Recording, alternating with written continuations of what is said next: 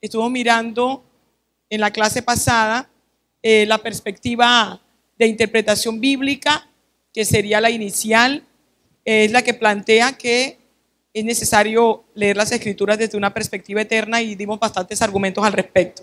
Luego estuvimos analizando en la clase pasada cómo la perspectiva del reino de este mundo se relaciona con lo que aconteció en la tentación en el Edén y lo que aconteció en el desierto cuando Satanás tentó al Señor Jesucristo. Hicimos un análisis allí y bueno, hicimos un análisis de este cuadro. Todo esto aparece en el material que usted va a tener. Después de esto, bueno, también presentamos la parte de la perspectiva bíblica, la perspectiva eterna. Todo esto está en el material. Los cuadros los cambié para que en el material pudiera la fotocopia salir bien. Y empezamos con los principios hermenéuticos. Hablábamos del principio gramático histórico, que es el que siempre encontramos en todas las hermenéuticas clásicas, y allí veíamos la historia vista en las perspectivas eterna, pasada, presente, futura, eterna. Vimos también, en segundo lugar, el análisis del texto y el contexto interno, bíblico y externo. Es decir, todo hay que analizarlo con los pasajes, los versículos que rodean el texto, el libro y la relación entre el Antiguo y el Nuevo Testamento. También hablábamos del análisis del lenguaje, de los símbolos, de las figuras, alegorías, palabras, enunciados y textos. Y quedamos en este tercer punto, que es el análisis de la interpretación profética, y veíamos cómo hay unos principios también de principios hermenéuticos, principios de interpretación profética, y veíamos el clásico, que era el principio del cumplimiento doble y triple, pero decíamos que hay más de 3 cumplimientos en algunas profecías, como el pacto que tiene que ver con el pacto de la tierra, y que lo estaremos analizando cuando nos detengamos en la parte de Israel. También hablábamos de la interpretación de los símbolos, ya no en un término general, sino en términos del contexto específicamente profético. El caso de las figuras, las alegorías, que también las iremos tomando cuando analicemos Israel, la iglesia y las naciones. Hablamos del principio de la alternancia profética también, y decíamos que aquí se utilizan la alternancia de tiempos, pasado, presente y futuro, que la profecía puede ser dada en pasado, a pesar de que se refiere a un tiempo futuro, puede estar dada en presente, o también el tiempo clásico, que es el tiempo futuro. Hablábamos también que en alternancia profética también se puede dar alternancia de actores, como Israel, la iglesia y las naciones. En los textos proféticos, eso también lo vamos a analizar cuando veamos cada uno de estos actores. Y también veíamos que hay alternancia de eventos. Hablábamos también del principio del pluralismo profético, específicamente lo que tiene que ver con el análisis e interpretación profética, y ahí analizábamos, citábamos algunos ejemplos en cuanto a las promesas para Israel, la iglesia y las naciones. Hablábamos de la aplicación múltiple, por ejemplo, del pacto abrámico para Israel, la iglesia y las naciones. Todo esto lo vamos a ampliar cuando veamos la parte de los pactos. Hablábamos, por ejemplo, del nuevo pacto, donde se aplica, se ve la aplicación múltiple para tanto Israel como para la iglesia, como para las naciones. Y hablábamos también, decíamos otro ejemplo es el pacto davídico. Veíamos también, decíamos que hay una relación entre todos los pactos, entre el pacto edénico, que es el pacto en Edén antes del pecado. También vamos a profundizar en esto. El pacto adámico, que es ya cuando peca el ser humano. Eso desde la perspectiva de Darby y de C.I. Scofield, que sistematiza pues los pactos. El pacto abrámico, que se relaciona prácticamente con todos, los resume. El pacto mosaico, el pacto de la tierra, que está relacionado con el pacto abrámico, el pacto mosaico, el pacto que también se relaciona con el pacto de la tierra, el pacto davídico y el nuevo pacto. Hay una relación entre todos estos pactos. Son 7 pactos que encontramos en las escrituras, y ellos reflejan el pluralismo profético en cuanto a su aplicación tanto para Israel, la iglesia y las naciones. Esto lo veremos también cuando analicemos detenidamente. Este es un resumen. Y bueno, esta parte la analizamos, que es la parte del dispensacionalismo, y nos quedamos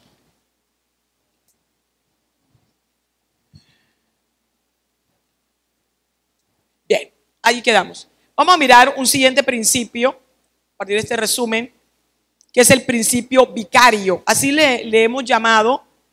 Usted encuentra este término vicario, principio hermenéutico fundamental en las Escrituras, y lo encuentra aplicado en la teología, específicamente en la soteriología y también en la cristología, referido a la obra vicaria de Cristo. Eso lo va a encontrar usted en las teologías. Vicario significa sustituto, reemplazo. Y cuando se habla de lo vicario, se plantea la obra redentora de Cristo, pero específicamente se remite al sacrificio del Señor Jesucristo. Amén. Todos sabemos que el Señor Jesucristo tomó nuestro lugar en la cruz del Calvario. Todos sabemos eso, ¿verdad? Porque ninguno de nosotros puede ser salvo por sí mismo. Entonces el Señor tuvo que tomar nuestro lugar. Entonces lo vicario en las teologías usted lo encuentra limitado a el sacrificio del Señor Jesucristo, que Él tomó nuestros pecados sobre Él y al morir mató el pecado en su cuerpo. Luego al resucitar obviamente nos da vida eterna. Y el acta de decretos, como dice Colosenses en capítulo 2, que pesaba en contra nuestra, es anulada, porque al nosotros recibir a Cristo, recibimos obviamente su obra vicaria. Ese es el significado de lo vicario. Pero en este diplomado nosotros hemos hablado de lo vicario como un principio hermenéutico. Es un principio que nos permite entender todas las Escrituras. Ahora, ¿a qué se refiere esto? Se refiere a que lo vicario no se limita solamente al sacrificio del Señor Jesucristo. Amén. Es decir, al hecho de que Él cargó sobre Él con nuestros pecados, sino que se refiere a toda digamos la obra, pero en el término de todo lo que hizo Cristo desde que encarnó hasta que resucitó glorificado y ascendió al cielo. ¿Hasta ahí estamos claros? Amén. Entonces, el principio vicario es el que plantea que Cristo es el sustituto. Tomó nuestro lugar, nos reemplazó. El principio vicario se basa en esto. Pero este principio se basa en, primero, encarnación. Amén. El Señor encarnó el engendramiento de Cristo. Tomó forma humana, adquirió la naturaleza humana. Y cuando estoy hablando de la naturaleza humana, no me estoy refiriendo al cuerpo físico, manos, cuerpo, cabeza, etcétera, porque ya el Señor Jesucristo tenía cuerpo físico, tangible.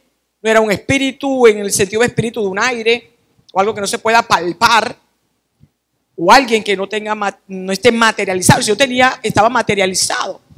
Cuando estoy hablando de que adquirió naturaleza humana, me estoy refiriendo a que, como dice la Escritura, retomado por el autor de Hebreos, el Señor, el Padre, le preparó cuerpo al Señor Jesucristo. Dice la Escritura, me preparaste cuerpo. Amén.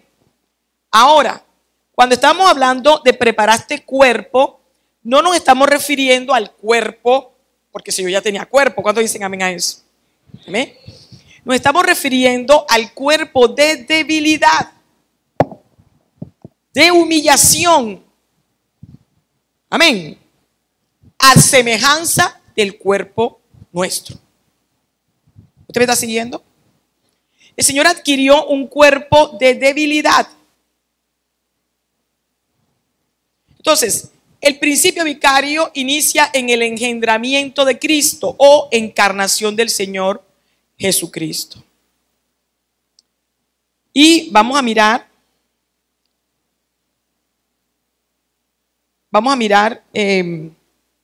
versículos. Pero antes quiero que ponga en sus notas que el principio vicario se da en la encarnación de Cristo. Segundo, en sus padecimientos y muerte. Tercero, en su resurrección. Cuarto, en su glorificación. Y quinto, en su ascensión. Entonces son 5. Amén. Entonces el principio vicario se aplica en todo. Primero, engendramiento o encarnación, que es un misterio, ¿verdad? Segundo, en los padecimientos y muerte de Cristo, que es lo clásico. Lo clásico se dice: el Señor, ¿verdad?, nos reemplazó el sacrificio vicario de Cristo. Padecimientos y muerte. Tercero, en su resurrección. Cuarto, en su glorificación. Y quinto, en su ascensión. Entonces, ¿qué estamos planteando? Que el principio vicario establece que el Señor Jesucristo tomó nuestro lugar para que nosotros pudiéramos recibir todos los beneficios. Todos los beneficios de los cinco, ¿cómo le llamamos? Vamos a llamar, pastor, como 5 eventos, actos vicarios. 5 actos vicarios, ponga allí, 5 actos vicarios: engendramiento, encarnación, padecimientos y muerte, resurrección, tercero, cuarto y quinto, ascensión. ¿Usted me está siguiendo? Entonces, el Señor tomó nuestro lugar para que nosotros pudiéramos tener acceso a los 5 eventos. Amén. Actos o eventos. Actos. A estos 5 actos de bendición. Ponga allí de bendición. Ahora, cuando usted pone allí muerte y resurrección, bueno, vamos a explicar ahora. Pero están conectados todos, pongan flechitas porque los 5 están conectados. Y todo es lo que se llama la obra redentora de Cristo. Entonces el principio vicario se define como que el Señor nos reemplazó con su obra redentora. Y la obra incluye los 5 elementos. Porque si Cristo no encarnó, pues tampoco murió, tampoco resucitó. Y pues como dice el apóstol Pablo en 1 Corintios 15, entonces nosotros estamos en nuestros pecados. Estamos muertos en nuestros delitos y pecados. Sin embargo, cuando yo hablo del principio vicario, es bien importante para entender las escrituras, ya sabiendo que tenemos una perspectiva eterna, una perspectiva del reino eterno, que es la primera que tenemos que tener, porque es la que quita el velo para que podamos entender todas las escrituras y también entender también los otros principios. El principio vicario es bien importante porque atraviesa todas las escrituras, hermano, todas, desde el principio hasta el fin. Amén. Y voy a poner un ejemplo de los 5 elementos que acabo de plantear, pero ahorita lo vamos a mirar más detallado. En el caso del engendramiento o encarnación, obviamente era necesario que el Señor encarnara. Amén. ¿Por qué? Ya todos manejamos el por qué. Decimos, bueno, porque el ser humano pecó en su cuerpo físico. Por lo tanto, como dice el autor de Hebreos, el Señor Jesucristo tenía que ser semejante en todo, ¿verdad?, a sus hermanos. Vamos a leer el versículo ahorita, pero el engendramiento en Hebreos capítulo 10, versículo 5, dice, vamos a buscar ahí en su Biblia, Hebreos 10, 5, por favor. Tenga su Biblia, hermano, porque es bien importante que usted lea. Por lo cual, entrando en el mundo, dice: sacrificio y ofrenda no quisiste, mas me preparaste cuerpo. Aleluya, me preparaste cuerpo, gloria al Señor. Entonces, cuando estamos hablando del cuerpo, nos estamos refiriendo a que el Señor no tenía cuerpo antes de encarnar, porque ya sabemos que Adán fue hecho semejante y el ser humano fue hecho en imagen y semejanza de Dios. Y sabemos que la semejanza es en cuerpo, alma y espíritu. Eso lo sabemos perfectamente. Entonces, ¿en qué sentido es me preparaste cuerpo? En el sentido del cuerpo de debilidad o el cuerpo de humillación. Filipenses capítulo 2, usted encuentra allí eso, ¿verdad? Que siendo en forma de Dios, no estimó el ser igual a Dios como cosa que aferrarse, sino que se humilló. Se humilló. Entonces, ahí tome nota de eso. En la encarnación Pues el engendramiento tiene que ver con el cuerpo de humillación y de debilidad. Ahora, el punto aquí es que el cuerpo del Señor Jesucristo, que es la simiente, usted mira el principio vicario, porque está desde el principio hasta el fin el principio vicario. Porque la simiente es Cristo, amén. Y en Génesis 3.15, después que el hombre pecó, Adán pecó, y acuérdese usted que Adán fue hecho santo, bueno, no tenía pecado, amén o no amén. Y se le dio una promesa, el pacto edénico implica una promesa, una bendición. Y es que el Señor le da a la mujer, la esposa, santa, porque como vino en la costilla del costado, si el cuerpo era santo, pues el costado era santo. Y Eva santa, ¿verdad? Y se le dio la promesa de multiplicar de descendencia. Amén. Multiplicar, fructificar descendencia. Se le dio el trabajo y la tierra, porque le digo que tenía que labrar la tierra. Amén o no amén. Entonces, hay una promesa de simiente, de descendencia. Hay una promesa de tierra y trabajo, no trabajo en vano, sino un trabajo fructífero, ¿verdad? Y multiplicación y gobierno, porque se le dice, tú vas a gobernar. Sojuzgad, señoread y sojuzgar, ¿qué? La tierra. Entonces, en el pacto edénico usted encuentra el gobierno, la tierra, el trabajo y la descendencia. ¿Todo qué? Santo. Amén. Ese es el pacto edénico. Pero el hombre peca. Entra el pacto adámico, así le llaman. Amén. ¿Qué es el pacto adámico? Obviamente está el pacto adámico cruzado por la ¿qué? La maldición. El pecado y el pecado es maldición. ¿Usted está siguiendo? ¿Maldición de qué? De la tierra. Amén o no amén. Del trabajo. Trajo una bendición. Amén. Pero hay un juicio. Y es que te producirá cardos y espinos. Y el sudor. Hay una maldición sobre la tierra maldita. Una maldición sobre el trabajo.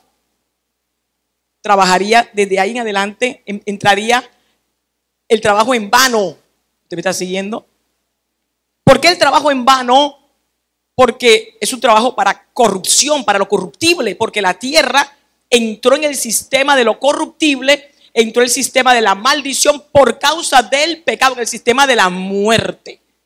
Amén o no amén. ¿Usted me está siguiendo? Por eso el libro de Eclesiastés, cuando dice vanidad de vanidades, todo es vanidad. Ahí en ese momento entró la vanidad en el mundo. Y el Señor sujetó todo el mundo a la vanidad para poder sujetarla en esperanza. ¿Usted me está siguiendo? Todo tenía que quedar bajo pecado. Y dice la palabra que el Señor encerró todo bajo pecado. Y encerró todo bajo vanidad. Dice la Escritura. Ahora, no, yo no estoy diciendo que el Señor puso la vanidad. No, la vanidad vino por el hombre, el pecado. Pero el Señor decidió encerrar todo bajo pecado para poder tener misericordia de todos para salvación.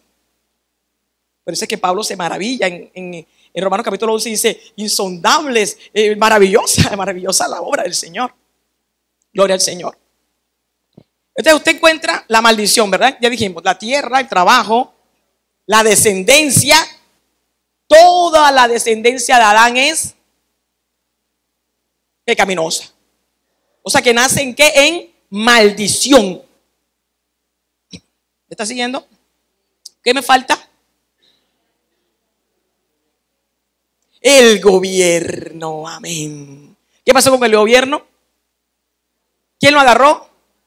Satanás. Satanás agarró el gobierno, hermano, príncipe de este mundo, y le dijo al Señor Jesucristo, todo esto me ha sido dado cuando lo llevó al desierto, ¿verdad? Cuando lo tentó al desierto. El Espíritu Santo fue el que llevó al Señor al desierto y Satanás lo tentó. Y efectivamente así fue. Le fue dado. ¿Por quién? Por Adán. Sin embargo, este pacto adámico tiene algo importante que es la simiente. Génesis 3:15. ¿Te me está siguiendo? Ahí en la simiente, ahí inicia el principio vicario. Vamos a leer. Aleluya. Génesis 3:15, Carlos, por favor.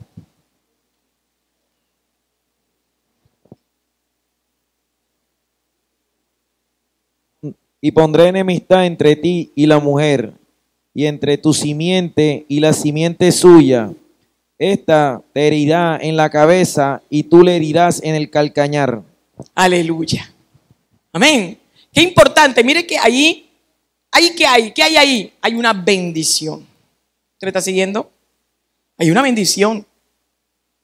Esto es bien importante también. El principio vicario inicia allí porque el Señor está hablando de la encarnación de Cristo, que es donde inicia, que es la simiente de la mujer. El Señor está diciendo, voy a traer al Salvador, pero a través de la simiente, no del varón, no del semen del varón, sino de la simiente de la mujer. Pero no el semen de la mujer, porque la mujer no tiene semen. Amén. Yo me imagino que ahí Satanás quedó loco, porque digo, ¿cómo así? Si la simiente es la del varón, porque por eso fue que hizo todo para que el hombre pecara, porque Satanás sabía que apenas el hombre pecara, todos eran contaminados por el pecado y toda su descendencia iba a ser maldita, iban a ser en pecado y no iba a ser una descendencia para Dios. ¿Por qué? Porque el Señor declaró allí el pacto matrimonial, después que ya usted sabe se casó con Adán, pero después se casó Adán y Eva y el Señor dijo, allí dio el decreto, ¿verdad? ¿Cuál es el decreto? Que dejará el hombre a su padre y a su madre, ¿qué se unirá y serán una ¿qué? Sola carne. Entonces Satanás dijo, no, aquí está perfecto. Yo aquí hago que pequéis. Al unirse una sola carne, todo queda contaminado por el pecado. O sea que el mismo Satanás diría, yo estoy aquí como especulando, ¿verdad? Diría, bueno, pero si la simiente de la mujer, si ya yo contaminé a la mujer, ya a la mujer la engañé y el hombre es la cabeza del pacto, porque Satanás sabía que la cabeza del pacto es el varón. Siempre ha sido así, ¿ah? Aquí vuelvo y digo que muchos dicen, sobre todo las iglesias apóstatas, dicen lo que pasa es que por causa del pecado, entonces el Señor puso de cabeza al varón y la mujer quedó subyugada. No, hermano, la cabeza siempre, desde antes del pecado, fue el varón. Es el varón y será el varón, porque es varón el Señor. Amén o amén. Es el hijo del ¿qué? Del hombre. Gloria al Señor por eso. Por eso Satanás ataca tanto a los varones. Porque el varón es el sacerdote de la casa. Es la cabeza. Pero el Señor es tan poderoso y tan misericordioso que decidió usar a una mujer. Amén. Para traer a Cristo. Para que iniciara el principio vicario. Y déjame decirte que ha seguido usando a las mujeres, a nosotras, también para atraer al varón a los pies de Cristo. Amén, gloria al Señor. Las mujeres sabias, ¿verdad? Que edifican su casa. Usted cuente cuántas mujeres tienen aquí los pastores. ¿Cuántos varones y cuántas mujeres? Hay más mujeres que hombres, ¿verdad? Usted dirá, bueno, porque es que en la explosión demográfica hay más mujeres que hombres. Sí. Pero el Señor, la bendición, por eso dice, oh mujer, no te separes de tu marido inconverso, porque tú no sabes si tú lo harás salvo. No se está refiriendo a que le va a traspasar la salvación, sino que ella le va a predicar, ¿verdad? Y el testimonio de santidad y el varón llegará a los pies del Señor. Eso es una bendición tremenda, hermanos. Porque nosotras fuimos las culpables. Eva fue la que pecó. Y por eso Pablo dice, Eva pecó, pero se salvará engendrando hijos si permanece en fe y en amor. Entonces no se salva engendrando hijos, sino se salva por fe. Amén. Si cree.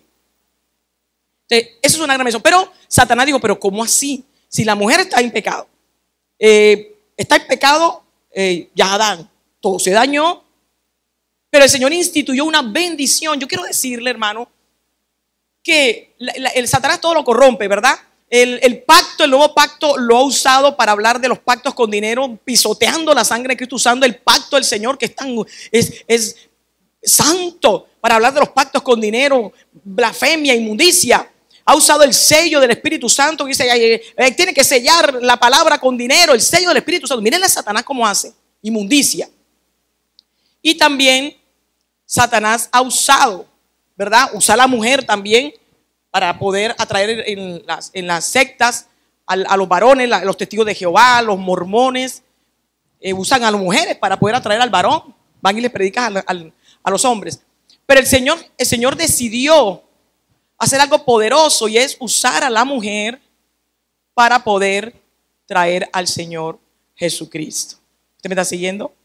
Ahora, ¿cómo así? El Satanás diría, pero ¿cómo así si no hay participación de un varón? ¿Cómo es la cuestión?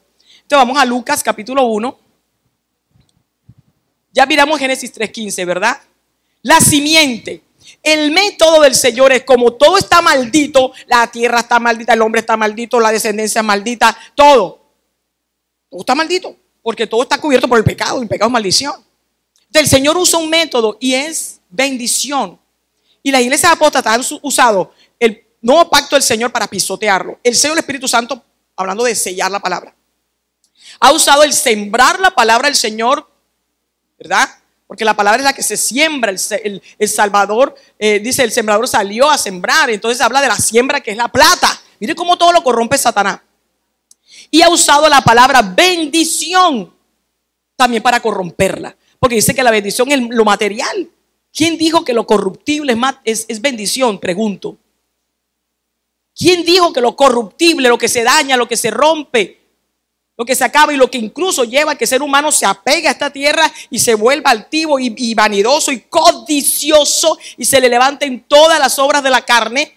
Es bendición, no puede ser bendición. Yo creo que usted analice bien el término bendición, porque nos han vendido esa idea. La bendición es que tengan una casa, un carro, etcétera. Viene un terremoto, ¡prum!, se cayó la bendición. Tremenda bendición que dio el Señor. Ah, no, pero es que es bendición porque la disfruté mientras tanto. Me deciste que la bendición no es eso. Entonces, el método que usó el Señor, cuando ya todo estuvo cubierto por la maldición del pecado, fue bendecir. ¿Usted me está siguiendo? Decretó bendición. Y ese decreto de bendición inicia en Génesis 3:15 con el principio vicario. Amén. Ahí el principio vicario en el engendramiento de Cristo, porque esa simiente de la mujer es bendita, sería bendita. Y Abraham, el Señor que le dice, serán benditas en tu ¿qué? En tu simiente. Mire cómo en el pacto abrámico, ya me fui para el pacto abrámico, ya terminamos el edénico, el adámico, ahora me voy al pacto abrámico. ¿Qué le prometió el Señor a Abraham? El pacto abrámico. A tierra, ¿verdad? ¿Qué le prometió? Descendencia santa, descendencia ¿qué? Bendita. Gobierno, porque le prometió naciones. ¿Y la qué? Y la simiente. ¿Usted me está siguiendo? ¿Cuál simiente? La de Génesis 3:15. Principio vicario. Amén. Y mire cómo reitera. Vamos a leer Génesis capítulo 12. Por favor, Carlitos. Quiero leer el Salmo 40 mientras Carlos busca ya Génesis 12. Salmo 40. Este es un salmo profético que habla del engendramiento o la encarnación del Señor Jesucristo. Sí, es versículo 7, que es Hebreos 17, que ya lo leyó mi hermano Carlos. Dice el versículo 6, Salmo 46, dice: sacrificio y ofrenda no te agrada. ¿De qué está hablando allí? Está hablando del pacto mosaico. ¿Usted me está siguiendo? De la ley. Sacrificio y ofrenda no te agrada. Has abierto mis oídos, holocausto y expiación no has demandado. ¿De qué está hablando allí? Del pacto mosaico, de la ley. ¿Usted me está siguiendo? Y luego que dice en el 7, entonces dije, he aquí vengo, en el rollo del libro está escrito de mí. ¿Qué es eso? Génesis 3:15, la simiente. ¿Qué es eso? Génesis 12, en tu simiente serán benditas todas las naciones. Vamos a leer entonces Génesis, por favor, mi hermano. Estamos en el principio vicario. Pero Jehová había dicho a Abraham, vete de tu tierra y de tu parentela y de la casa de tu padre a la tierra que te mostraré, y haré de ti una nación grande. Aleluya, eso es ¿qué? Gobierno. Y te bendeciré y engrandeceré tu nombre y serás bendición. Bendeciré a los que te bendijeren, a los que te maldijeren maldeciré, y serán benditas en ti todas las familias de la tierra. Gloria al Señor, descendencia. Ahora mira lo que hay. bendeciré. Serás bendición. ¿Qué dice el 3? Bendeciré a los que te bendijeren.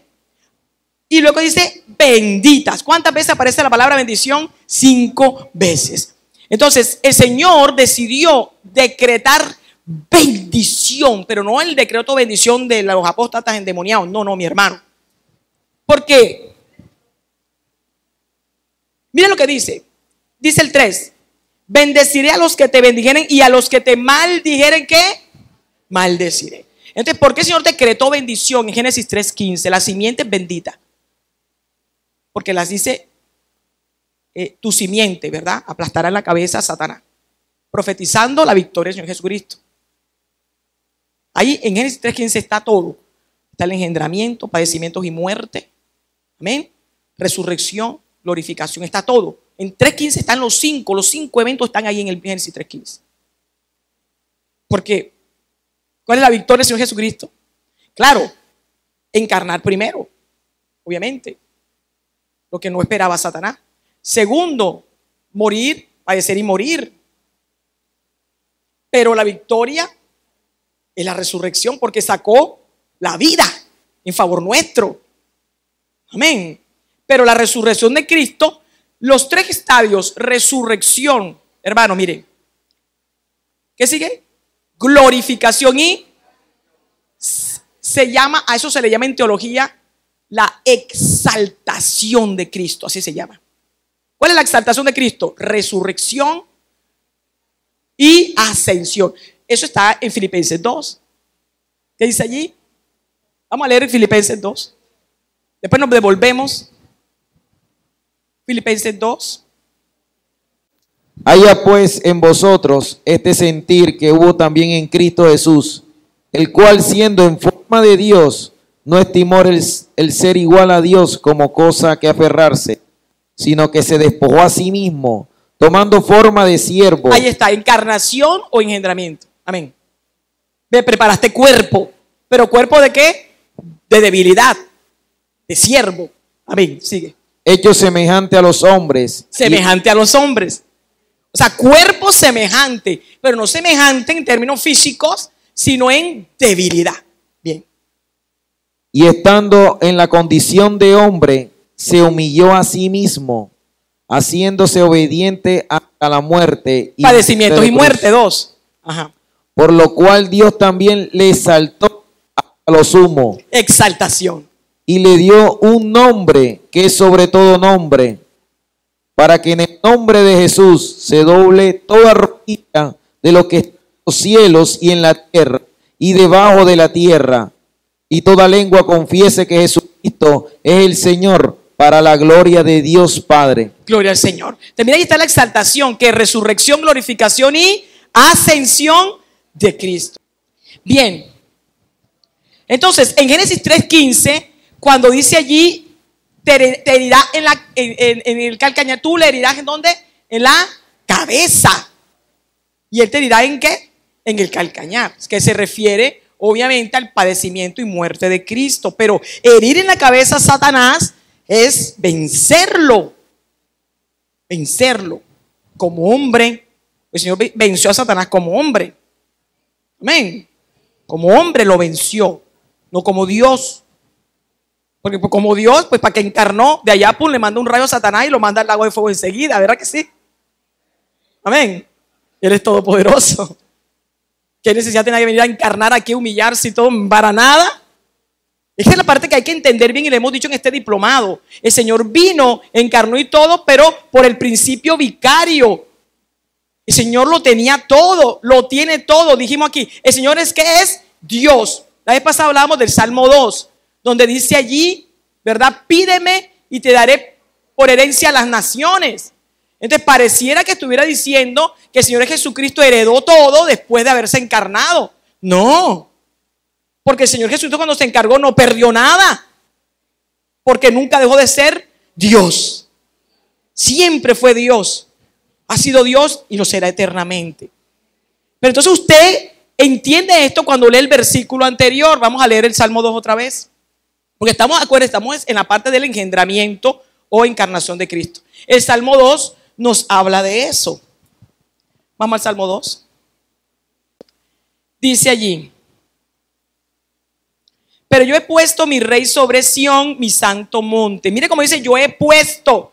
¿Está hablando en qué? En pasado, hablando de los tiempos, pero evidentemente está proyectándose hacia el futuro. Dice, yo publicaré el decreto. Eso es un decreto. Así como la bendición es un decreto. Estamos hablando de la bendición ahorita. Ahorita vamos a regresar a Génesis 12. Me quiero explicar bien esto de la bendición, ¿verdad? Publiqué un decreto. ¿Cuál es el decreto? El decreto de la encarnación de Cristo.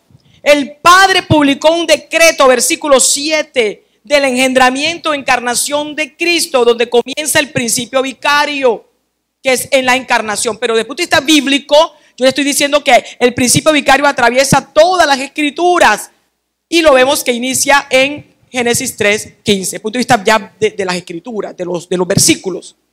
Pero en términos de la obra, inicia en la encarnación del Señor Jesucristo, que está profetizada en Génesis 3:15. Y en los versículos que hemos leído en Hebreos, que leíamos ahorita, y aquí en Salmo 2, fue un decreto que publicó el Padre. Dice, Jehová me ha dicho, mi hijo eres tú, yo te engendré hoy. 8, pídeme y te daré por herencia las naciones y como posesión tuya los confines de la tierra. Entonces, uno lee esto y dice, bueno, ¿cómo así que las naciones? Bueno, esto lo usan los apóstatas para decir que pídeme las naciones y el Señor te va a mandar a pisar la nieve, a pisar, etcétera. Pero no te dice que vas a pisar allá en África los alambres de púas, ¿verdad? Para ir a predicar el evangelio. Falso. Esto es una perspectiva totalmente corruptible la que yo uso. Aquí está hablando el Señor Jesucristo. ¿Por qué? ¿Por qué sabemos? Porque en Hebreos, el autor de Hebreos retoma este salmo aplicándoselo a Cristo. Eso lo vamos a mirar ahorita. Otro principio es las redes de significación, como la escritura hace unas redes. Entonces yo sé claramente, escrito está también, que este salmo se aplica a Cristo. Y como dice, yo te engendré hoy, está hablando de la encarnación. ¿Está siguiendo? Está hablando de Cristo en su estado encarnado. No puede ser de Cristo en general, porque entonces terminamos haciendo lo que hacen los testigos de Jehová, los mormones y los adventistas, y es que Cristo es una criatura. ¿Por qué? Porque mira, ahí dice, ve, yo te engendré hoy. Y en Hebreos también, clarito la escritura dice que Cristo es engendrado. Por lo tanto es una criatura, no es Dios. Pero es porque no entienden las escrituras. Está hablando del estado de encarnación del Señor. Y claramente Filipenses capítulo 2 dice, siendo que en forma de Dios. Juan 1:1 también, en el principio era el verbo y el verbo era con Dios y el verbo era Dios. Y bueno, muchísimos, hay cantidades de versículos de texto que podemos sustentar. Entonces mira lo que dice allí, el 8, pídeme y te daré por herencia las naciones. ¿Para quién? Dice como posesión que tuya.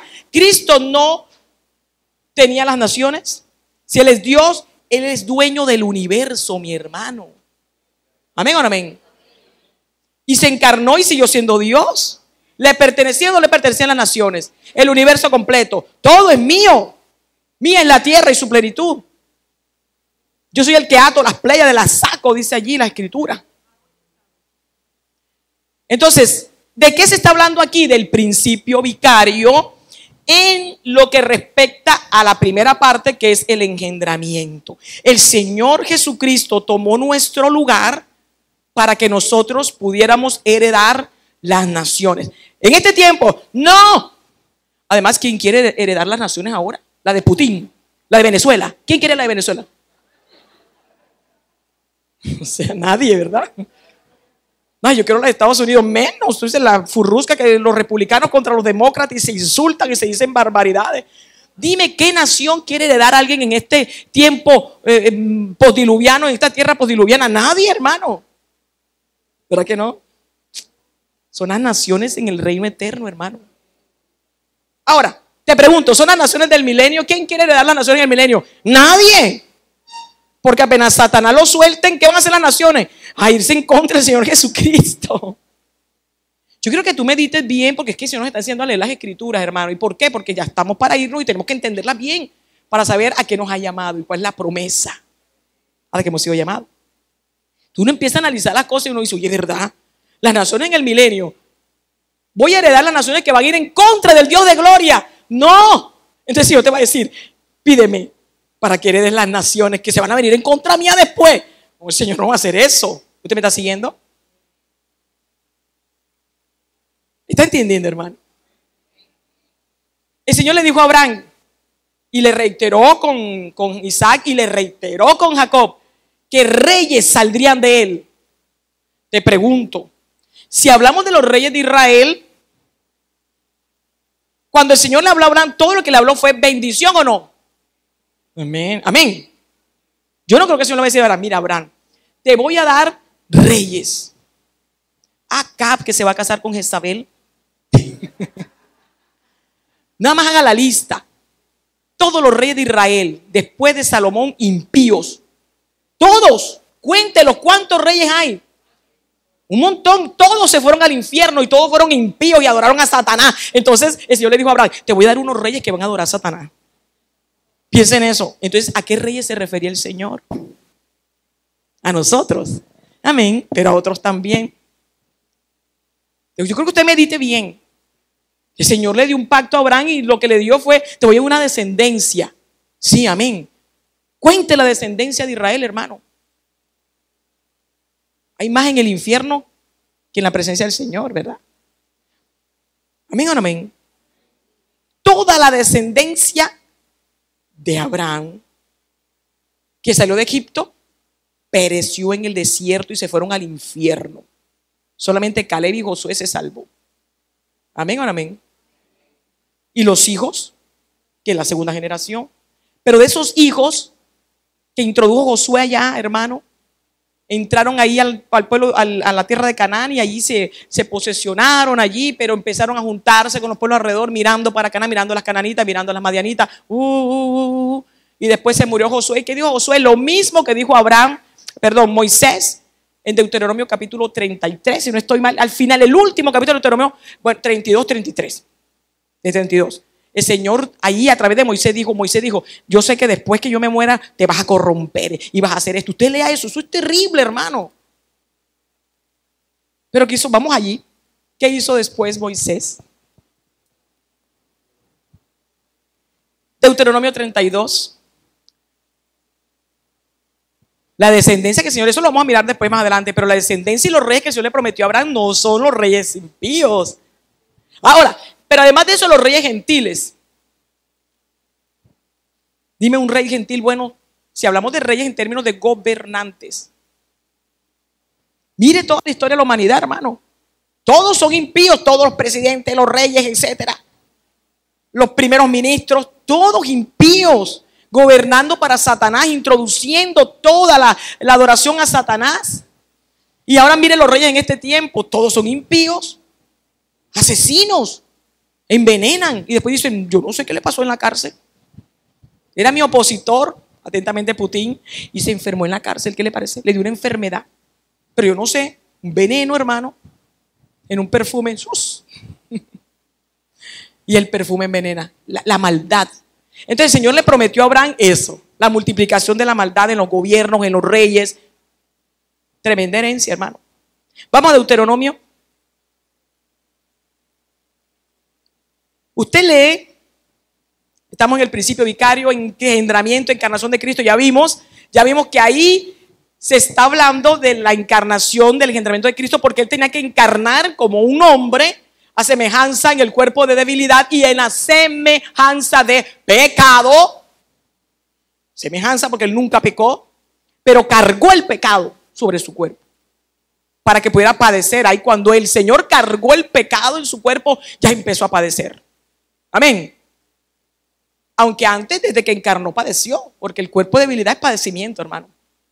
Tuvo que sufrir sed, hambre, etc. Y cuando dice allí las naciones, estamos hablando de que el Señor encarnó, hizo toda la obra perfecta para nosotros tener que esa herencia. ¿Usted me está siguiendo? O sea que todo lo que hizo Cristo en la obra vicaria, todos los 5 elementos, eventos, acontecimientos, actos, tienen que ver con quién, con nosotros. Diga usted, conmigo. Aleluya. Usted vaya a Deuteronomio, miren lo que pasa en el 32. Usted en el capítulo 32 en Deuteronomio, y son cosas terribles, hermano. Tú vas a hacer esto. Vamos a leer cualquier versículo porque usted lee allí, ¿verdad? y pone de testigo a los cielos y a la tierra. Imagínense usted, todo el universo está de testigo. Es decir, cuando habla de los cielos, habla de todos los ángeles, todos se enteraron del asunto. 5. La corrupción no es suya, de sus hijos es la mancha, generación torcida y perversa. Así pagáis a Jehová, pueblo loco e ignorante. No Él es tu padre que te creó, Él te hizo y te estableció. Acuérdate de los tiempos antiguos, considera los años de muchas generaciones. Pregunta a tu padre y Él te declarará, a tus ancianos y ellos te dirán. Y usted sigue leyendo, hermano. Todo lo que Dios, Señor, te di esto, en el versículo 15. Pero engordó Jesurún. Jesurún es Israel, pero es un término poético para Israel. Tiró coces, abandonó al Dios que lo hizo, menospreció la roca de su salvación. Le despertaron a celos con los dioses ajenos. 17, sacrificaron a los demonios. Hermano, qué tremenda descripción. Y esa es la descendencia de Abraham. La que le prometió. Sí, hay una descendencia natural perversa, porque obviamente eran hijos de Abraham. Eran los descendientes de Abraham. Pero cuando el Señor le prometió descendencia a Abraham, no se estaba refiriendo solamente a esa descendencia. ¿Qué dice allí? Perversa. Esa es la natural. Pero Pablo claramente dice que no todos son hijos de ¿qué? De Abraham. Refiriéndose a la otra descendencia, la de la bendición, la que le prometió allí, aleluya, a Abraham. Ahora mire, hermano, ¿qué hace en el 33? ¿Qué dice en el 33? Después de haber descrito todo lo que hizo y de decir Moisés, y van a hacer esto, profetizando todo lo que pasó después, ahí en ese salmo, porque es un salmo, hermano, el Deuteronomio 32 es un salmo. Hay 4 textos de David, de Moisés, perdón, que son el cántico de Moisés y María después que cruzaron el Mar Rojo. Este que acabamos de mirar, hablando de todo lo terrible, el que viene, y el Salmo 90. Amén. 4 escritos de Moisés, salmos de Moisés, 4. Y entonces, ¿qué ocurre? Allí profetiza en el 32 todo lo malo que has hecho desde que saliste de Egipto. Mira todo lo malo que has hecho. Cuando yo me vaya vas a hacer cosas peores. Y peores son peores, hermano. Peores desde que empezó Josué, continuó la época de los jueces, hermano, terrible, casi se desaparece una tribu, ¿verdad? Pero la misericordia del Señor allí se mantuvo. Luego viene Saúl, el Saúl desechado por perverso y desobediente, trae a David, ¿verdad? Manteniendo la promesa de Abraham y el pacto. El Señor, tome nota de eso, el método del Señor para cumplir sus propósitos de salvación en la humanidad son decretar. Él, porque es el único que puede decretar, porque es Dios. Es bendición. Amén. Bendición, decreta el Señor. Y pacto. ¿Te está siguiendo? Y le pertenecen ¿a quién? Al Señor. ¿Y qué ha hecho el ser humano? Usar la bendición y el pacto, asumiendo que Él puede hacerlo. ¿Cuál es el objetivo de los dos métodos, bendición y pacto? Impedir que Satanás destruyera el cumplimiento de la simiente, de la venida de la simiente que es Cristo. Tomó nota de eso, hermano. Porque de la simiente vendría la salvación. ¿Qué intentó Satanás hacer todo el tiempo? Destruir al pueblo de Israel. ¿Para qué? Para que la simiente no viniera, para que Génesis 3:15 no se cumpliera, ni el pacto que hizo con Abraham. Entonces el Señor usa dos métodos, que es decretar bendición y pacto. Y como Él es la garantía del pacto y Él es el que hace el pacto, ¿quién puede contra eso, mi hermano? Nadie. Nadie. Satanás no puede hacer nada. Por eso el Señor instituyó los pactos. ¿Usted está viendo, hermano? Pero los pactos de Él, no los demoníacos de dinero. Hay poder en la sangre de Cristo. Son los de Satanás. Para que nos olvidemos de los pactos del Señor. Los pactos, aleluya, garantizan el cumplimiento de la simiente, que es la salvación, para que nosotros tuviéramos entrada a la herencia y a la promesa. ¿Usted me está siguiendo? ¿Estamos entendiendo? Aleluya. Entonces, el Señor establece bendición. Entonces, mire, usted va a encontrar eso. En Génesis 3:15, ¿qué encontramos? Bendición. Amén. La hermanita dice, hay pactos condicionales y hay pactos incondicionales. Amén. Déjame decirte que los pactos del Señor, todos sus pactos son incondicionales. Te voy a decir en qué sentido. Pero la bendición de los pactos son condicionales. Esto es bien importante. Porque aquí el calvinismo ha enredado la cosa. Porque uno lee, bueno, dice, el pacto es incondicional, pero dice, bueno, incondicional quiere decir que el Señor hace el pacto y por lo tanto Él va a salvar a todo el mundo que Él considera que debe salvarse y decide que uno se pierda y otro que se salve. Y los que se van a salvar, que ya el Señor decidió en un decreto allá divino, haga lo que tú hagas, si tú te apartes del evangelio, tú peques, haga lo que sea, ya el Señor decretó que tú te ibas a salvar porque Él hizo el pacto y el pacto es incondicional. ¿Usted me está siguiendo? Entonces, ¿por qué todos los pactos son incondicionales? Porque la garantía del pacto es el Señor y nada ni nadie puede destruir los pactos, pero la bendición del pacto es condicional. Amén. Amén. Entonces, por ejemplo, el pacto, vamos a ver el del nuevo pacto, porque los calvinistas dicen que el nuevo pacto es incondicional. Sí, amén. Si no lo fuera, hermano, todos estaremos en el infierno. Se desharía el pacto. Pero la bendición, ¿quiénes reciben la bendición del nuevo pacto? Aquellos que cumplen la condición. ¿Y cuál es la condición? Arrepentimiento y fe. Punto. Entonces usted encuentra una historia en el calvinismo allí que decían que no era eso, pero después se dieron cuenta, oye, pero si en las escrituras dice que sí hay que arrepentirse, porque usted encuentra el calvinismo inicial y la palabra arrepentimiento no aparece por ninguna parte. Y hay todavía teología donde usted va a buscar la soteriología, es decir, la doctrina de la salvación, y usted no encuentra ni un capítulo sobre arrepentimiento tan importante, arrepentido porque el reino de los cielos se ha acercado. Amén.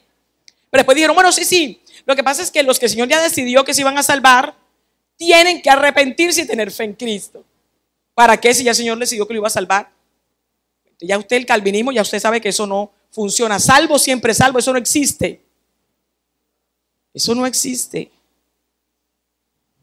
La palabra de Dios no dice en ninguna parte que el Señor eligió a unos para salvación y a otros los eligió para perdición, en un decreto divino incondicional.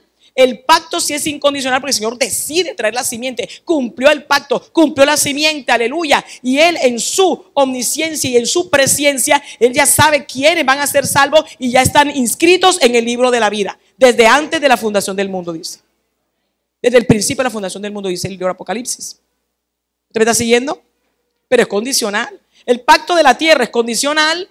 El que le dio el Señor al pueblo de Israel. Si tú obedeces, tú tienes la tierra. Pero es incondicional en el sentido en que Israel sí va a tener la tierra. O sea, el Señor va a cumplir el pacto. Amén. Entonces esa pregunta que hace mi hermana es muy interesante. Ya nosotros entendemos, sí, desde el punto de vista del Señor, en el sentido en que los pactos se cumplen porque Él es Dios y Él es la garantía del pacto, no el ser humano. Son incondicionales. Pero en lo que respecta a la perspectiva humana, todos son condicionales.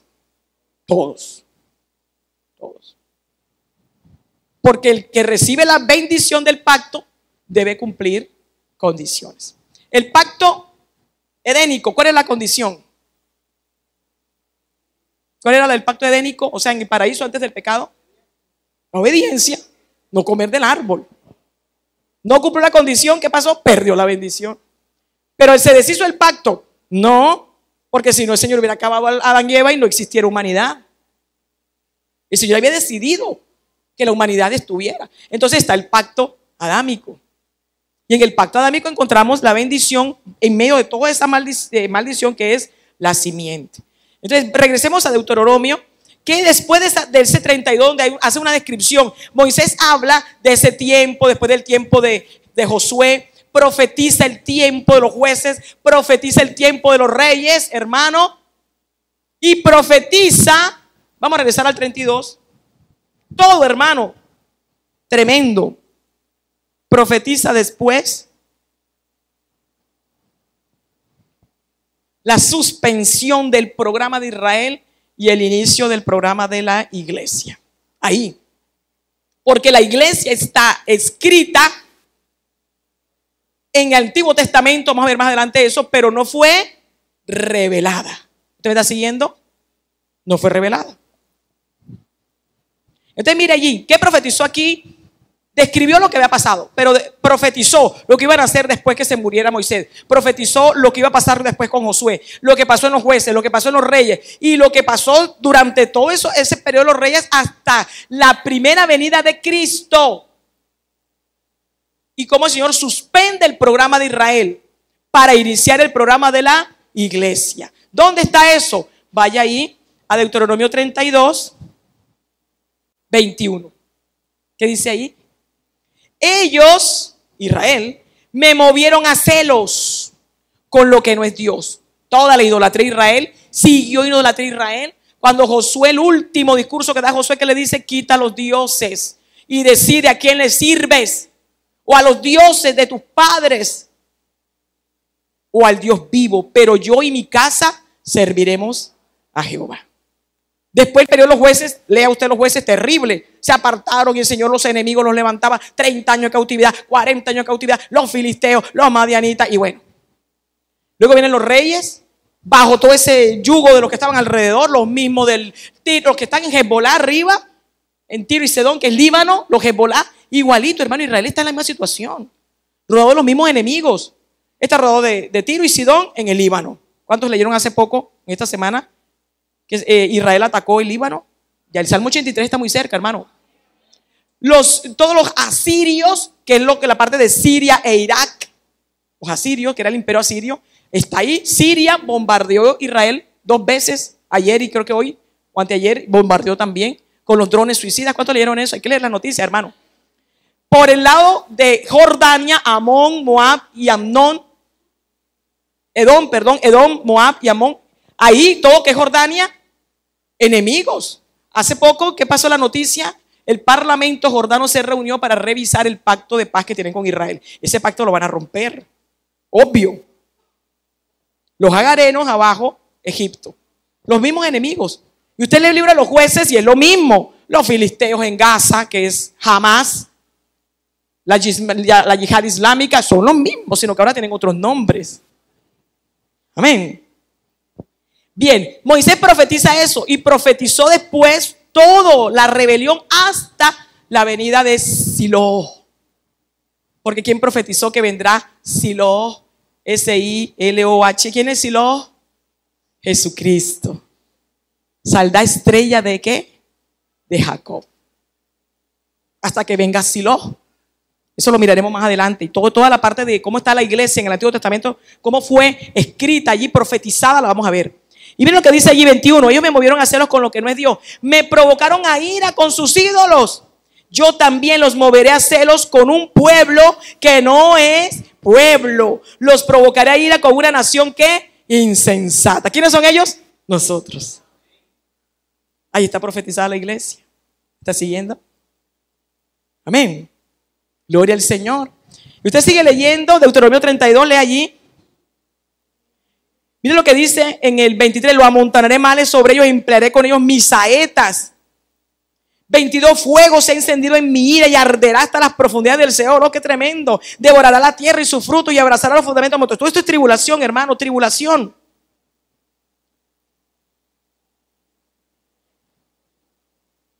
Porque el 32, porque de la vid de Sodoma es la vid de ellos y de los campos de Gomorra las uvas de ellos son uvas. ¿Quién profetizó esto?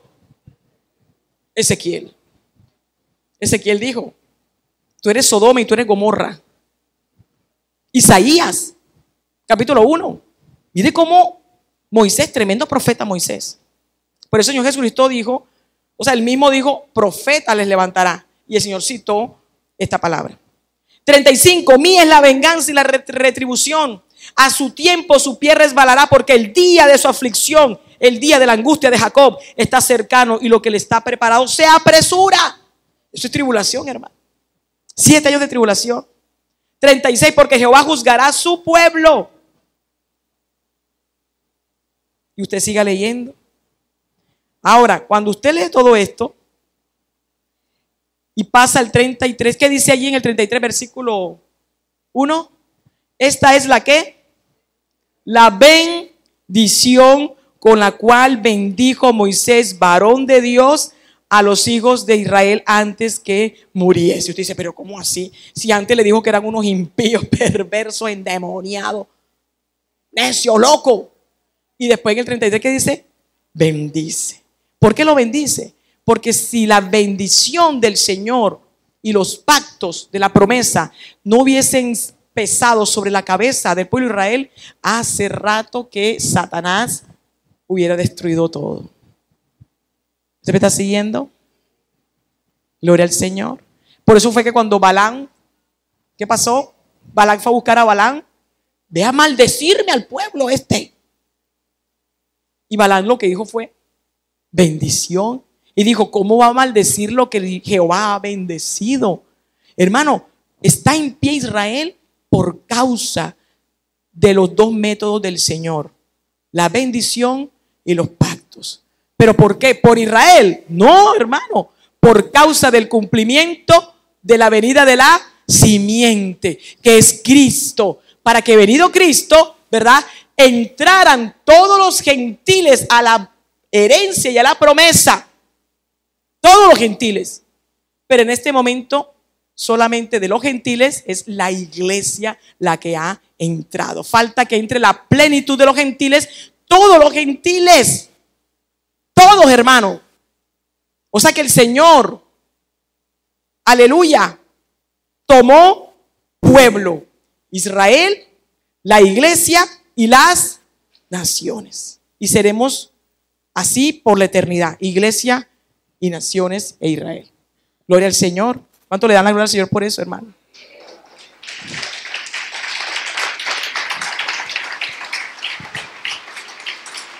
Principio vicario. Estamos en el engendramiento y la encarnación. Ahora vamos a Lucas 1.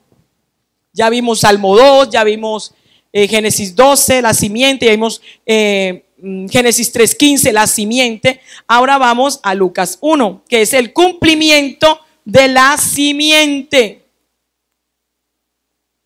Que yo les decía, Satanás no entendió, o sea, dijo, ¿pero qué está pasando aquí?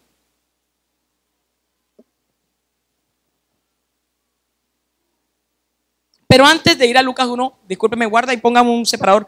Vaya a Jeremías 31.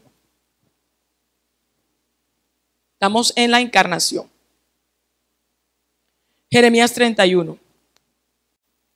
Estamos haciendo un paseo, hermano, porque son redes semánticas, redes de significado. Hace que leer las escrituras, no de manera fragmentada como propone Satanás en ese sistema del reino de este mundo. Mira lo que dice en Jeremías 31. Este es el nuevo pacto, ¿verdad? Todo el capítulo de Jeremías 31 es el nuevo pacto, que es la venida de la simiente. Amén. La promesa de Abraham de la simiente. El nuevo pacto está centrado en la simiente. El nuevo pacto está centrado en la simiente. Tome nota de eso. Entonces usted encuentra mucha profecía ahí. Eso lo vamos a analizar más adelante. Jeremías 31, 22. Dice, ¿todos lo tienen? Jeremías 31, 22. Dice, ¿hasta cuándo andarás errante, oh hija contumaz? Le está hablando Israel, ¿verdad? Porque aquí lo que está haciendo el Señor es, obviamente, amonestando a Israel, pero está Israel y Judá. Acuérdense que cuando ya los dos pueblos, ya Israel, había división de Israel y Judá, pero cuando ya la cuestión va llegando al juicio, el Señor habla como si fueran los mismos. ¿Usted me está siguiendo? Por ejemplo, Isaías habla de Israel y ya Israel se había ido a Siria ya, Jeremías habla de Israel y ya se había ido en cautiverio Israel y está en Judá, porque el Señor ya cuando están en la parte del juicio ya los ve como un solo pueblo, y de hecho es un solo pueblo, Israel. En 1948 nació, ¿fue Judá o Israel? Israel, son los mismos. Ahora, ¿qué dice el versículo 22? Mira lo que dice. ¿Hasta cuándo andarás errante, oh hija contumaz? Porque Jehová creará una cosa nueva. Dice, porque Jehová creará una cosa nueva sobre la tierra. Nueva quiere decir nunca vista, nunca hecha, nunca realizada. ¿Cuál es esa cosa nueva? ¿Qué dice allí? La que la mujer rodeará al varón. Amén. ¿Qué significa eso? Lo que estábamos hablando, ¿verdad? Que las mujeres fuimos las culpables del pecado, pero el Señor después decidió usar a la mujer, porque es la simiente de la mujer, por causa que las mujeres somos lindas. No, porque la cabeza del pacto es Adán. Y entonces el pecado entró ¿por quién? Por Adán. El pecado entra por el varón, en una descendencia. Estoy hablando, cuando hablo del pecado, hermano, estoy hablando en términos espirituales y físicos. Amén. Porque el pecado se hereda tanto en el cuerpo, porque si no, entonces porque el cuerpo se muere. La muerte del cuerpo, la enfermedad y la muerte son los estragos del pecado. Y eso es genético, eso es físico, biológico. Y obviamente espiritualmente, porque nacemos muertos espiritualmente, separados de Dios. Y la muerte eterna está ahí enfrente.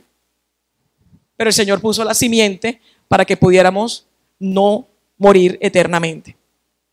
¿Qué significa que la mujer rodeará al varón? Significa la simiente. Significa que vendría el engendramiento de Cristo a través de la mujer. Hermano, por eso es una cosa nueva. Porque mire lo que dice más adelante el nuevo pacto. ¿Usted me está siguiendo? La interpretación, que muchos dicen, pero ¿qué significa eso que la mujer rodeará al varón? Significa que la mujer tomaría el lugar del varón, pero en términos simbólicos. En términos de que en el engendramiento de Cristo, que es el nuevo pacto que más adelante está, no intervendría varón. ¿Usted me está siguiendo? ¿Cómo así? Si el varón tiene que intervenir para la procreación. Pero aquí es la mujer. Lo rodeará. Quiere decir que tomará la función en ese momento. Pero no porque ya vaya a poner la semilla, el espermatozoide, no. Sino porque en ella estaría la simiente y se engendraría Cristo. El autor y la base y el centro del nuevo pacto. Ahora vamos a Lucas. Lucas 1. En todo este proceso Satanás estaba diciendo, no entiendo. Gloria a Dios, ¿verdad? No entiendo. Mira lo que dice en Lucas 1. Habla del engendramiento de Cristo. Versículo 26. Al sexto mes, el ángel Gabriel fue enviado por Dios a una ciudad de Galilea llamada Nazaret y a una virgen desposada. Acuérdense que la virgen desposada es el método del Señor Santo, y es que estaba el varón con la varona y acordaban que ya iba a ser el esposo, la esposa, y se desposaba. O sea que el noviazgo que llaman ahora, que no existía, no es noviazgo, es desposorio. O sea, el noviazgo es mundano. Todos me quedan como mirando. El noviazgo es mundano. El noviazgo es un invento de Satanás para la fornicación. Y la fornicación no es solamente ir allá, ya usted sabe. No. Es todo la agarradera y la besadera. Todo eso es fornicación, hermano. Lo que pasa es que como el mundo entró a la iglesia, entonces ya el que canta en la alabanza ya tuvo de novia a la corista 1, la corista 2, la corista 3, la corista 4. Y la 4, ¡frum! Y dice el pastor, bueno, hay que casarlos. Y los casan y siguen fornicando. ¿Por qué? Porque no hay arrepentimiento. Porque después el director de la alabanza le es infiel a la chica. ¿Usted cree que cuando se casan dos personas, no dos personas, un varón y una varona, hay que aclarar ahora sí, porque como todo está pervertido, ¿verdad? Ya uno no puede decir ni los padres, hay que decir el papá y la mamá. Sí, porque el padre es dos hombres. Entonces ya uno va a escribir y tiene que poner, no que los padres, no. El padre y la madre, el papá y la mamá, para curarnos en salud, hermano. Entonces, ¿creen que porque ya fornicaron y todo, y entonces no vamos a casarlos? Siguen fornicando, hermano. ¿Sabe por qué? Porque no se han arrepentido. Y creen que el arrepentimiento es ir allí al altar para que el pastor los case. No, hermano. El arrepentimiento es aquí. Y por eso es que pasa un tiempito y ¿qué pasa? Se separaron. No nos entendemos. Somos incompatibles. Se le quemó el arroz. Se le quemó la comida. Así daban carta de divorcio los judíos. Y por eso. ¿Y por qué? Porque no se han arrepentido, hermano. Porque si se hubieran arrepentido, dejarán de fornicar y ya casados, ese hogar que está unido en Cristo. Por ejemplo, hagan un censo de los que fornican y luego se casan a ver cómo está la cosa. Entonces, es el desposorio, no es noviazgo, desposorio. Entonces ya, es santa la chica, santo el chico, ¿verdad? Pero Satanás inventó todos esos procesos, que no, que el hombre tiene que tener su experiencia prematrimonial, fornicación, hermano, etcétera, etcétera. No, desposorio. Ya van entonces desposada. Dice una virgen desposada. Es decir, que ya ese es su esposo, pero todavía no era la boda. Todavía no era la boda. Pero ya estaban, ¿qué? Desposados. Ya María estaba desposada. Ya estaba asignada para José. Pero no había habido ningún contacto ni boda. Y antes de ocurrir la boda, fue que aconteció el engendramiento de Cristo. Amén. Así estamos nosotros. Nosotros estamos desposados con Cristo. Somos una virgen pura. Y estamos esperando el tiempo de la boda. Y acuérdense que en la boda judía se desposaban y el varón se iba a preparar en la casa del padre la morada, la casa. Y la varona no sabía en qué momento iba a regresar el varón, pero ya sabía que iba a regresar porque ya estaba desposada. Amén. Y luego se anunciaba que él venía. Y entonces todo se arreglaba, las doncellas, etcétera. Y luego él llegaba, pero él llegaba con toda una corte. Porque el varón era el más importante en la boda judía, no la varona. Y llegaba con una corte a buscar ¿a quién? A la desposada. Para llevarla a la casa del padre. Amén. Así estamos nosotros. Pero había unos días antes donde el desposado podía hacer acusaciones hacia la desposada. Si de pronto por allí había algo de que hubiese habido una infidelidad, y acuérdense, por eso ocurre acá, cuando José dijo, la voy a dejar en oculto. Normalmente las bodas eran los miércoles. Entonces esos primeros de la semana se daban de gabela para que el esposo, si tenía algo con la esposa, dijera, tengo contra ti. Nosotros estamos, pero eso era días antes de la boda. Nosotros somos la desposada, ¿verdad? ¿Y en qué tiempo estamos? Apocalipsis capítulo 2, capítulo 3. El Señor, como ya viene, y no hay duda de que estamos en capítulo 2 y 3.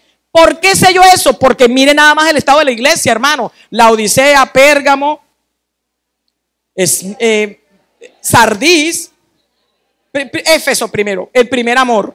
La iglesia no quiere saber nada de la venida del Señor, se ama a sí misma y ama sus posesiones, etc. Y sí, y trabajar arduamente. Iba aquí, iba allá, y lleva el folleto y hace esto y hace todas las cuestiones, pero para sí mismo. Y el ministerio grande y el concilio grande, etcétera, etcétera. Pero está alejado de la esperanza bienaventurada. No quiere que venga el Señor. Y el Señor le dice, tengo contra ti que has dejado el primer amor. Estamos en el tiempo de las acusaciones, mi hermano, del desposado contra la esposa. La desposada. La de Sardis, ¿qué le dice la de Sardis? Porque toleras, es la de Jezabel, ¿verdad? Y la de Sardis, tengo contra ti que toleras que la mujer esa Jezabel que se dice profetiza, conduzca ¿a mis quién? ¿A mis qué? Siervos. A mis siervos, a los pastores, a los ministros, a todos, a comer cosas sacrificadas a los ídolos, fornicaria. La doctrina nicolaíta, tengo contra ti que tienes ahí a los nicolaitas. Tengo contra ti que eres tibia. ¿Eso está en la iglesia en este tiempo? Te pregunto, hermano. ¿Qué tienes ahí los de la doctrina de Balaam? ¿Estamos en ese tiempo? Sí. Eso es una señal más de que el Señor Jesucristo ya está a punto de venir, porque eso acontecía 2 o 3 días antes de la boda. Y entonces el desposado decía al papá, agarra tu muchachita, ya no la quiero. Agarra tu muchachita, no va a haber boda. ¿Y qué le dice el Señor a la iglesia de Éfeso? Quitaré, si no te arrepientes, quitaré el candelero de tu lugar. El candelero es la iglesia. ¿Qué le dice? Voy a quitar la iglesia, no tendrás parte conmigo. Allá dice, sabes, si no te arrepientes, la de Sardis, vendré sobre ti como ladrón y no sabrás a qué hora vendré sobre ti. ¿Qué significa eso? Que se queda en la tribulación, hermano. Porque no va a escuchar la trompeta, tengo contra ti, que te vomitaré de mi boca. Arrepiéntete, porque te voy a vomitar de mi boca. Yo no me imagino la iglesia santa del Señor vomitada por la boca del Señor. Todo eso es pérdida de salvación, hermano. Arrepiéntete. Si te arrepientes, no borraré tu nombre del libro de la vida. ¿Qué significa eso? Pérdida de salvación. Agarra a tu muchachita, que ya no la quiero casar, no me voy a casar con ella, porque encontré cosas contra ti. Así está la iglesia ahora, hermano. ¿Qué encontramos en Lucas 1, hermano? La desposada con un varón que se llamaba José de la casa de David, 27. Y entrando el ángel en donde ella estaba, dijo: salve, muy favorecida, el Señor es contigo, bendita tú entre las mujeres. Y dicen los católicos: ay, viste, ella está adorando a María, mira. Ese demonio de María, hermano, el demonio mariano, está ministrando, es el mismo demonio de Jezabel, y está ministrando terriblemente, hermano, la iglesia de Cristo. Por eso es que Jesús Adrián y todos estos, por eso es que se fue Marcos Guida allá donde el Papa, por eso es que Alex Campos se fue allá donde el Papa. Es el demonio, hermano, de la gran ramera, el mismo. María, gran ramera, Jezabel, Astarté, la reina del cielo, que aparece en el profeta Isaías, es la misma. Pero no es la María de las Escrituras. Esa está, los huesitos esperando la resurrección, y su alma y su espíritu están allá en su cuerpo provisional en el cielo. ¿Por qué dice bendita tú entre las mujeres?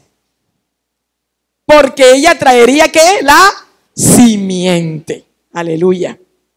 Y dice allí: más ella cuando le vio se turbó por sus palabras y pensaba: ¿qué salutación sería? ¿Qué saludo es este? Entonces el ángel le dijo: María, no temas, porque has hallado gracia delante de Dios. Y ahora concebirás en tu vientre. Mira lo que dice allí: concebirás. Engendramiento, encarnación, el principio vicario. Y darás a luz un hijo. Y llamarás su nombre Jesús. Darás a luz para bendición. Ese hijo que tú vas a tener del vientre, que se va a engendrar, lo vas a concebir, se va a engendrar, es santo. Este será grande y será llamado Hijo del Altísimo. Te pregunto a ti que estás aquí, dice: y el Señor Dios le dará el trono de David su padre. Te pregunto, ¿por qué en el 32 dice que será llamado Hijo del Altísimo? ¿Acaso el Señor Jesucristo antes de la encarnación no era el Hijo de Dios? Te pregunto, ¿no era Hijo del Altísimo?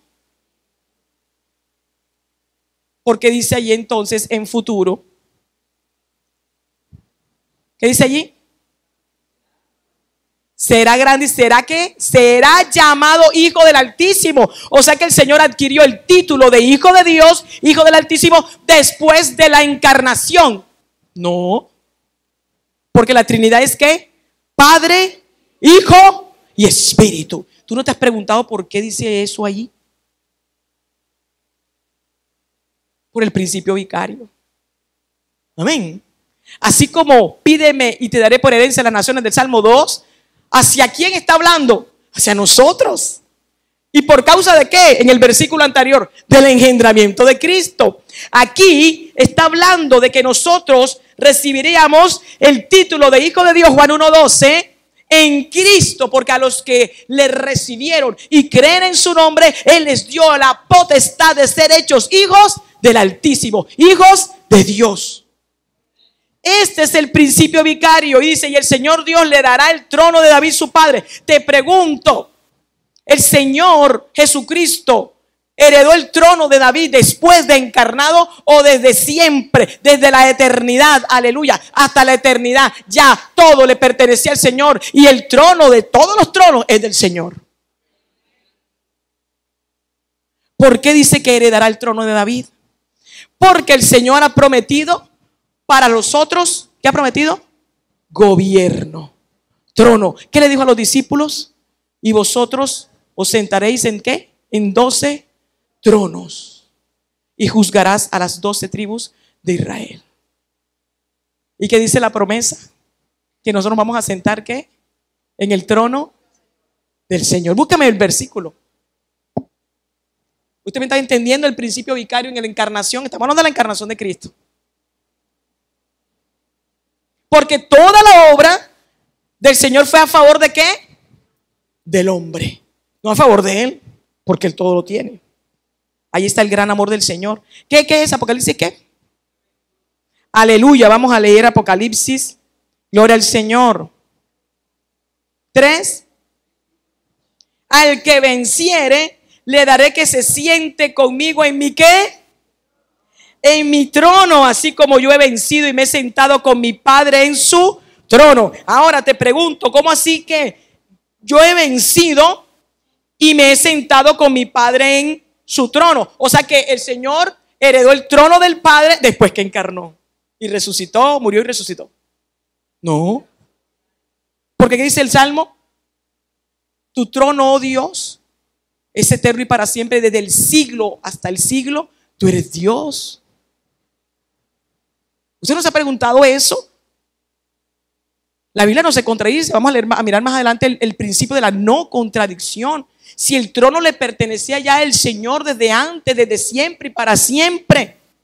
¿Por qué dice así? Pero mire cómo está el principio vicario ahí.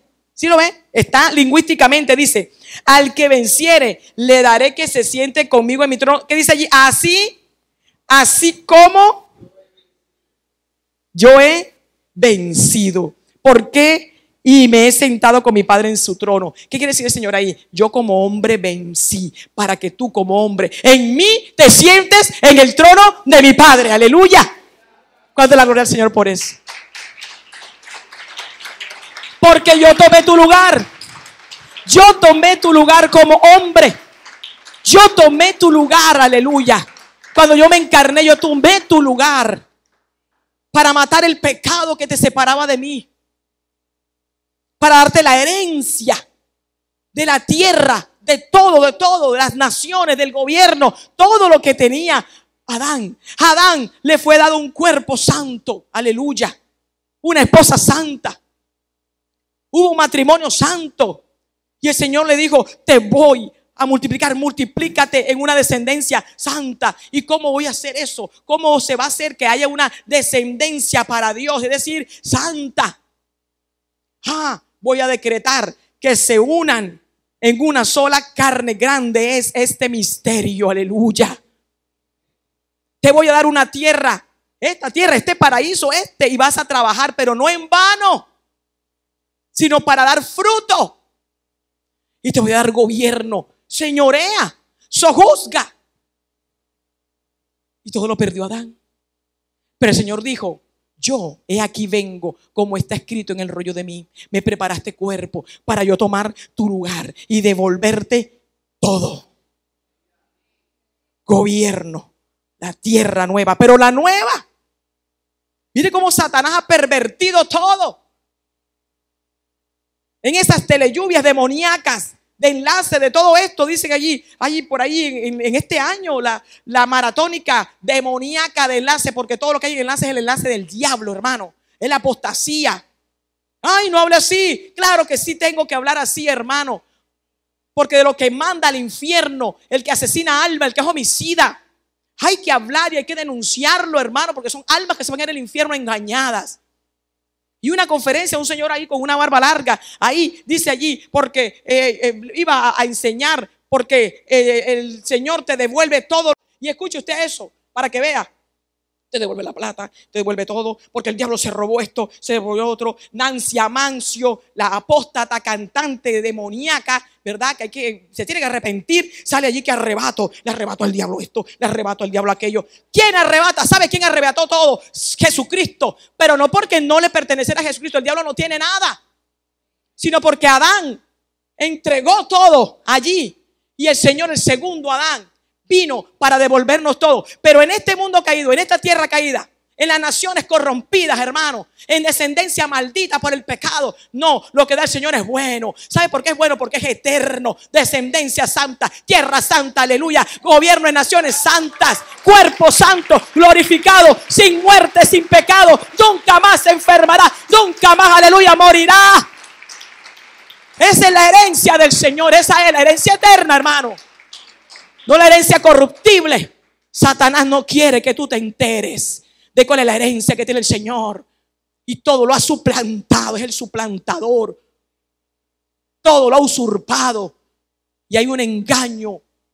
Hay un engaño en el centro, hermano. Pero cuando tú abres tus ojos, aleluya, y tú dices, Señor, vino, aleluya, para tomar mi lugar, para llevarme a esa promesa gloriosa, esa herencia eterna que no recibieron los antiguos, pero dice que la saludaban de lejos. Hebreos 12, versículo 13. Oh, allí dice que todos estos, Abel, aleluya, allí Abraham, Sara, dice Moisés, murieron sin recibir lo prometido, pero lo saludaban de lejos, creyéndolo y confesando que eran extranjeros y advenedizos en esta tierra postdiluviana y maldita, cruzada por la maldición. Pero dice que no recibieron lo prometido. Pero ¿sabe por qué? Porque dice la Escritura que el Señor lo hizo así para que nosotros recibiéramos algo mejor. Algo mejor. Y lo mejor es que está a la puerta, hermano. Está a la puerta. Lo saludamos de cerca y lo creemos. Pero para eso tú tienes que atesorar en tu corazón que eres extranjero y eres advenedizo. Pero la apostasía te ha dicho que este lugar de la tierra, esta tierra es tu lugar, esta es tu habitación, esta es tu morada. Y todas las cosas corruptibles, la herencia que el Señor te ha dado, blasfemando de la bendición del Señor.